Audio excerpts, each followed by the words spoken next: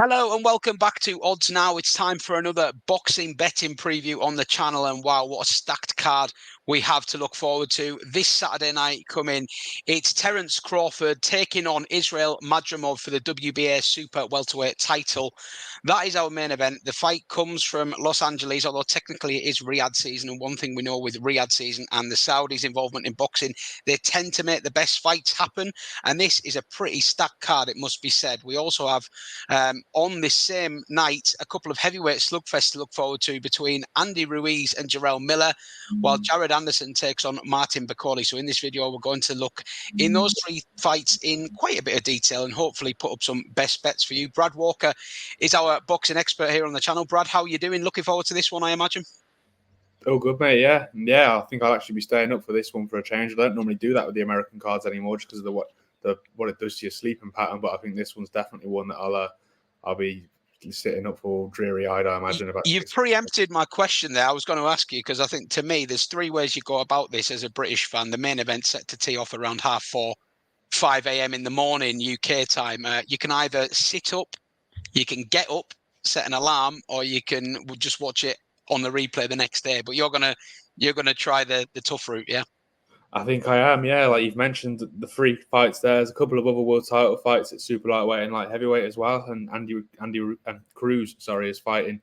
Also a great prospect coming through. I think there's 6 or 7 fights on this card that I'm really intrigued by. I just don't think I could afford to set an alarm or wait till the next day. I want to see how it all pans out by each moment by moment, I guess. Yeah, you can't beat live sport. The problem is you've got to time your run there, haven't you? You can't be going too early with the coffees and all that, and if you're doing the beers, that's a bit of a risk as well. Might start flagging around that 4-5 a.m. mark. So I wish you the very best of luck with that little personal battle there as you sit up. I'll probably be watching the next day. I can't lie. I'm really excited for it, but don't want to mess up the sleep schedule too much. Anyway, we'll throw in, and we've got to go in with the main event, I think. And what a main event this promises to be. Crawford versus Madrimov. I'm going to run the odds alongside the bottom of your screen now as well. Now, these are UK fractional odds, but you can use a converter to, get them into your relevant, whether it's decimal or American.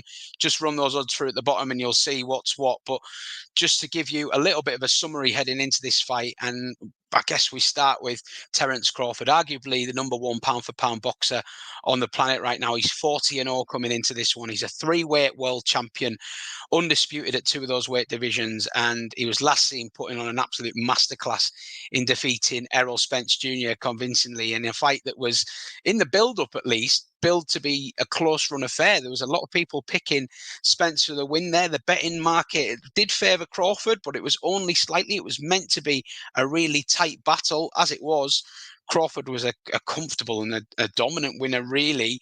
Stopped his opponent in round 9. He put him on the canvas 3 times before that.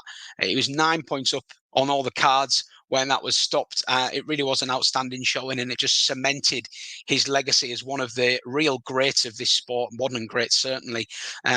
He takes on a man in Madrimov here who is only going into his 12th professional fight. He's got a fantastic amateur pedigree, though, as a lot of people from his native Uzbekistan do. You only have to look at the Olympics going on at the moment to see how many Uzbekistani fighters are not only competing, but actually favourites to win their respective weight divisions. So it's a real hotbed for talent. In his professional career, he's got 10 wins and a draw. He had a clash of heads with Michael Soro in his rematch with him, which was stopped and resulted in a draw. But he's not been beaten by anybody, and he beat Soro, as I say, in their previous encounter. So he's kind of conquered all that's come before him in the professional ranks. He has that strong amateur background, as I've mentioned, a 2-time Asian Games gold medalist. And his last fight saw him inflict the first defeat on Russia's Magomed Kurbanov back in March. Kurbanov came in with a 25-0 record to that fight. So quite impressive the way that he broke him down, stopped him in the 5th round. But I suppose you do have to question Kurbanov's record a little bit as well, even though he was undefeated. He did have a fight, a lot of British fans will remember, with Liam Smith in his native Russia, where he got the decision on all 3 cards quite comfortably. But if you watch that fight, it was not a comfortable one. I wouldn't quite say a robbery, but certainly a controversial decision at the time. So you can question that form. But to be fair to Madrimov, beaten everybody that's been put in front of him. And I guess he's in his natural weight class here, whereas Crawford is now stepping up to a 4th different weight division. He's a full 19 pounds higher than back when he was beating the likes of Scotland's Ricky Burns in the lightweight division.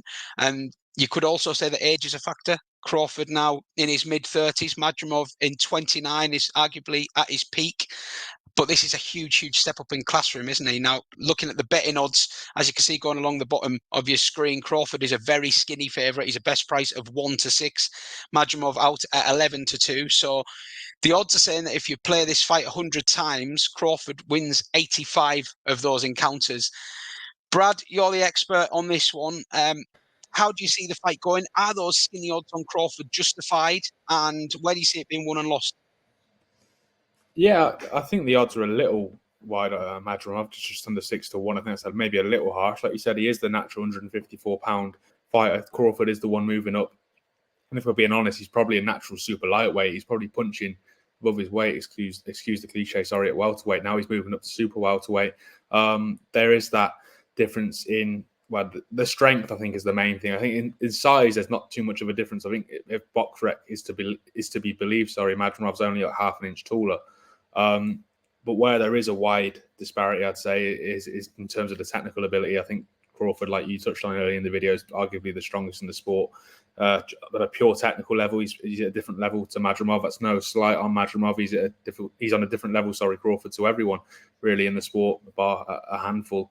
But weight divisions do exist for a reason. Again, another cliche, but you've seen many great fighters step up too far and eventually get beaten. If you want a couple of modern examples, you've got Vasyl Lomachenko, who, of course, lost to Teofimo Lopez. I'm not going to include his defeat to Devin Haney because I actually thought he won that fight and so did many others. But against Teofimo Lopez, I think you could really see the size difference there. And Canelo, of course, stepping up to light heavyweight against Dimitri Bivol a couple of years back as well, where he probably just bit off more than he could chew, really, in that fight, and he came up short. And like I said, Terence Crawford is a different level technically, but Madrimov's greater size or strength, more so, and physical capacities, I guess, would narrow that gap. But Crawford, he is no stranger to fighting opponents bigger than him. Like I mentioned, he's probably a natural 140-pound fighter. Errol Spence, like you touched on there, that brilliant performance last year, was much bigger welterweight than Terence Crawford, yet he was beaten soundly.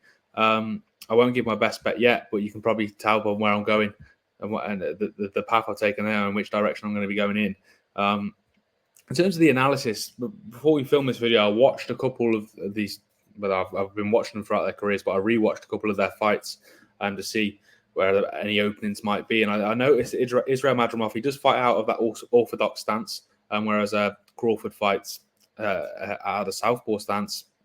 Madrimov, he's got a very amateur style. It's not a criticism, but more akin to a style with, like you say, you touched on his amateur pedigree. He's got a solid jab. He often likes to follow the straight right behind it. And he's also, he tends to throw a lead left hook as well to try and pierce the guard or get around the guard of his opponents. But I did notice his tendency to dangle his lead left hand quite low at times, particularly through that Kurbanov fight. Kurbanov, again, you touched on, I think I wouldn't say he's got a padded resume, but that Liam Smith fight, I thought he lost that fight. And I think there was a couple of other suspect decisions that he's had to go his way as well. But he did land a couple of times with his with his right hands on Madrimov before he was stopped in that 5th round. Madrimov does leave a lot of space down his left-hand side, or as Crawford will be looking at down his right-hand side from Crawford's perspective. And I think that can be exploited. And then you look what Terence Crawford did to Errol Spence. He was absolutely wicked with his lead right hand. Like I touched on, Crawford is a southpaw. All 3 knockdowns, all 3 times he knocked Errol Spence down was from his right hand. First was a jab. I think Errol Spence was caught a little square. And the second and third were both from short clubbing right hooks from Crawford. Spence, too, was guilty of keeping his hands far too low in that fight, and Crawford took full advantage. And I think that could be a factor in this fight as well. Crawford's got very strong ring IQ. His timing's superb. He's a strong counter puncher. I wouldn't be surprised at all if he was to exploit that gap that Madrimov tends to leave down his left-hand side on his way to victory here. Like I said, you can probably guess that I'm going in Terence Crawford's favour. I think even with the disadvantage in strength and size and in weight, I still think he has too much here for Israil Madrimov. I expect Crawford to be asked questions early on as he feels his way into the contest. I'm sure Madrimov will look to make a fast start and assert himself on the fight as the bigger man and as the natural fighter at the weight. Perhaps he'll try and rough Terence Crawford up to try and put a dent in him. But trust me, if you watch Terence Crawford over the years, that won't impact him. He will not care. I think he'll grow from that, if anything. I think he'd love to get in that sort of dogfight. I think he embraced the mentality that comes with that type of fight. And I do think in the second half of the fight, we will start to see Crawford take over and go through the gears. I do think he'll ultimately break Israil Madrimov down and stop him down the stretch in the latter rounds. And so I was surprised that the odds were as wide as they were for this. I'm going to go with Terence Crawford to win between rounds 7 and 12. That comes in at 2-1 with SkyBet. And like I said, I did raise my eyebrows a little bit at that. I thought it'd be a little bit more narrower. But yeah, that's certainly the bet that I'd be going for this fight if I was going to be putting any money on it. Yeah, superb technical analysis there, and I think I would echo what you say. I think there may be a little bit of a touch of generosity in the Crawford prices here, just because a lot of people are getting with Madrimov, and I think it definitely does play a part. What you mentioned about the likes of Canelo stepping up and losing to Bivol and stuff. I think observers now are a lot more cautious when it comes to these weight class step ups, but I'm not sure Madrimov has shown enough to say that he'll be able to live with the technical ability of Crawford. I guess his best chance is to impose himself physically, but that's not going to be easy because there's a difference in the reach as well. Crawford got quite a big reach advantage, even though he's, obviously we talk about coming from a lighter weight, but he still has that reach. So it's not going to be easy for Madrimov to just impose himself physically. I do suppose that if there is one way to get on side of it, rather than backing Madrimov at 11-2 to cause an upset here, if his power is going to be felt by Crawford, then you could, as a little bit of a fun interest bet, make a case for Crawford to be knocked down and win, which is 12-1. It could well happen that Madrimov's power does show in the early stages, but even if he does land a shot on him, Crawford's a tough man, like you say. He comes from quite a rough background. No secret that he's come from the rough end of the States and made his way up the hard way. Like you say, he enjoys a dogfight, and even if he was to feel that power of Madrimov early, I would still expect him to find a way through. That would be my 2 pence for somebody looking for a slightly bigger bet. But I think Brad's analysis there, top draw, and you can see we will sum up the best bets at the end of the video, but he's leaning towards Crawford to stop things in the later rounds of this fight. It's going to be a fascinating contest regardless. Brad, thanks for your analysis on that one. I do want to get your thoughts on the 2 heavyweight fights that are taking place on this card as well. And if I just take the Crawford odds up, we're going to look first at Andy Ruiz versus Jarrell Miller, 2 names that even casual boxing fans will be familiar with. They've been floating around the heavyweight scene for several years now. Andy Ruiz, we all remember him memorably stopping Anthony Joshua early in his career. He maybe doesn't have the look of a trim prize fighter, but he certainly backs a lot of power in those fists, and his ring IQ is exceptional. He's shown time and again, even if he lacks the physical demands of a world-class boxer, he's certainly got the intelligence in the ring. He takes on Jarrell Miller, whose career is in danger of really petering out, I suppose, knocked out by Daniel Dubois. It feels like whoever loses this fight will be in a real sticky position, but for the winner, could potentially rejuvenate their hopes in this open heavyweight division. Tell us a little bit about how you see this one going, Brad. Yeah, I was a little bit hesitant with this one because Andy Ruiz, you touched on there, he's one of the most frustrating fighters in the sport. You know he's got the ability, but you mentioned the big win against AJ. He comes back for the rematch. I think he weighs in at 20 stone. Clearly hadn't committed himself in the camp. Took his eye off the ball there, was perhaps overindulging in the benefits which come with becoming the unified heavyweight champion of the world, I guess.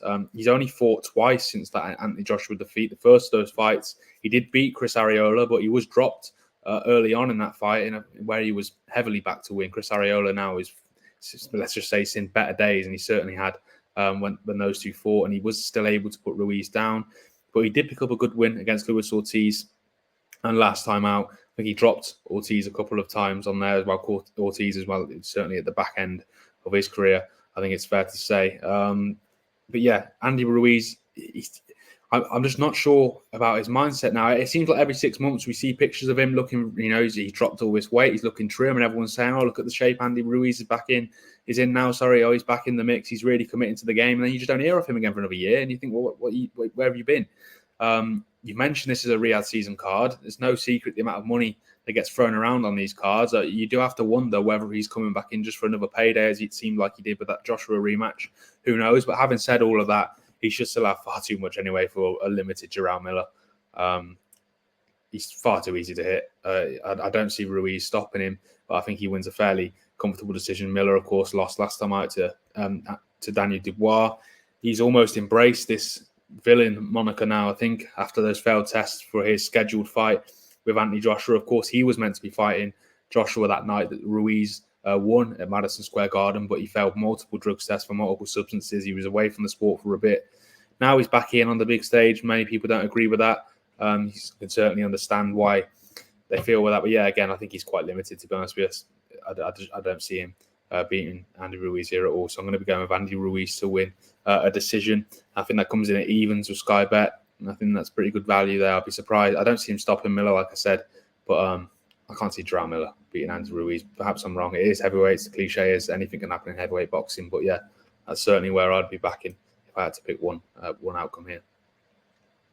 Yeah, I really like that pick. I do. I think Andy Ruiz a level above Jarrell Miller on everything that we've kind of seen, and just hope that his mind is in the right frame, as you say, because you do wonder with these the money floating around. To a very good point. What are the motives of the fighters? But I think Ruiz, if he comes in at 75% even, should have far too much for Miller. You would think. The last fight we're going to touch on in detail in this video, and we could have easily gone through the card, but we don't want to keep you all day here.